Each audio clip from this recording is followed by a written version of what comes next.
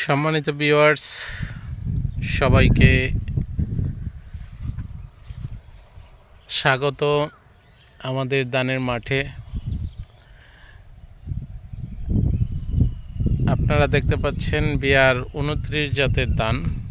আলহামদুলিল্লাহ পেকে গেছে ধান, এখন শুধু কর্তনের অর্থাৎ ধান কাটার মোক্ষম সময়। আসলে এই সময়টাতে ধান কাটার যে হারভেস্টার মেশিন, এই মেশিনের অভাব থাকে বা অভাবের কারণে অনেক জমি পাকার পরেও ধান কাটতে পারে না। অনেক জমি পাকতে পাকতে একেবারে নুয়ে যায়, তারপরেও ধান কাটতে পারে না। এখানে হচ্ছে হারভেস্টার মেশিনের যারা মালিক, তাদের ছলছাতুরিতার কারণে। আলহামদুলিল্লাহ আমাদের বিআর ২৯ জাতের ধান আল্লাহ পাকের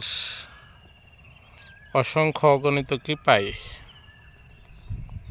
ভালো হয়েছে। যদিও এই ভালো হওয়ার পেছনে অনেক শ্রম দিতে হয়েছে এবং প্রতি সপ্তাহ কীটনাশক স্প্রে করতে হয়েছে। তারপরে আল্লাহর দরবারে শুকরিয়া, লাখো কোটি শুকরিয়া যে আল্লাহ পাক আমাদেরকে এই ফসল দিয়েছেন। তিনি দয়া করে মায়া করে আমাদেরকে এই ফসল দান করেছেন।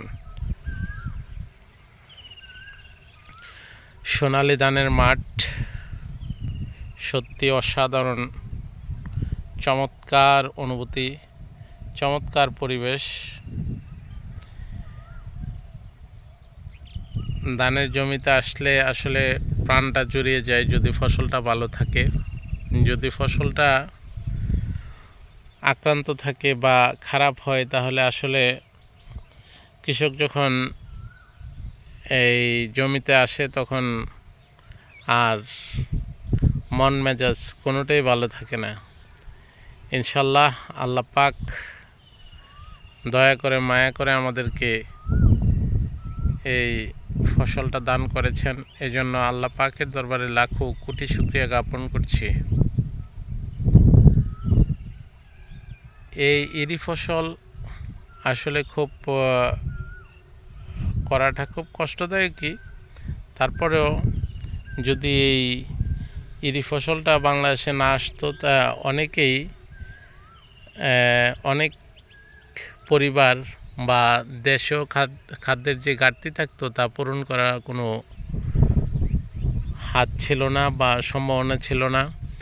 এই ইরি ফসলটা থাকার কারণে কিন্তু আমাদের বাংলাদেশে খাদ্যের ঘাটতির এখন আর খাদ্যের কোনো ঘাটতি থাকে না, বা গ্রামের প্রতিটা পরিবারেই কোনো খাদ্যশস্যের কোনো ঘাটতি নেই। সোনালী ধান বাতাসে দুলছে, আহ কি চমৎকার অনুভূতি।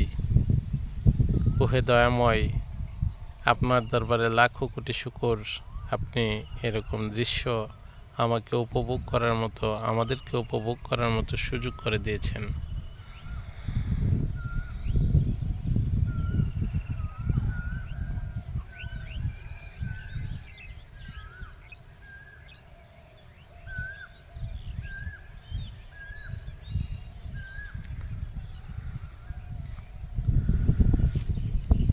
আমাদের বিআর ২৯ জাতের ধান, আসলে এই ২৯ জাতের ধানটা এখন আর ওইরকম সচরাচর করা হয় না।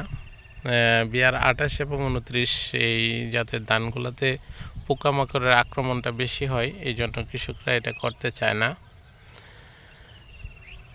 আসলে এই ধানের যে চাল হয়, ওই চালের যে বাদ হয়, এইগুলা খুব সুস্বাদু হয় এবং খেতে খুব ভালো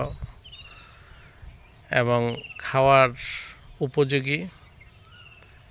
এই জন্য আমি আমাদের জমিগুলোতে বিআর ২৯ এবং বিআর ২৮ জাতের ধান করেছি।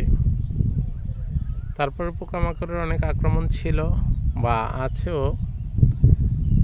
এই প্রতি সপ্তাহে কীটনাশক স্প্রে করার ফলে কীটনাশকে যে পোকামাকড়ের আক্রমণটা, সেই আক্রমণটা আল্লাহ পাক রহমত করেছে। সবাইকে অসংখ্য অগণিত ধন্যবাদ জানিয়ে শেষ করছি আজকের মতো এখানেই। আবারও কোথাও দেখা হবে ইনশাল্লাহ। সবাই ভালো থাকবেন, সুস্থ থাকবেন। আল্লাহ হাফেজ।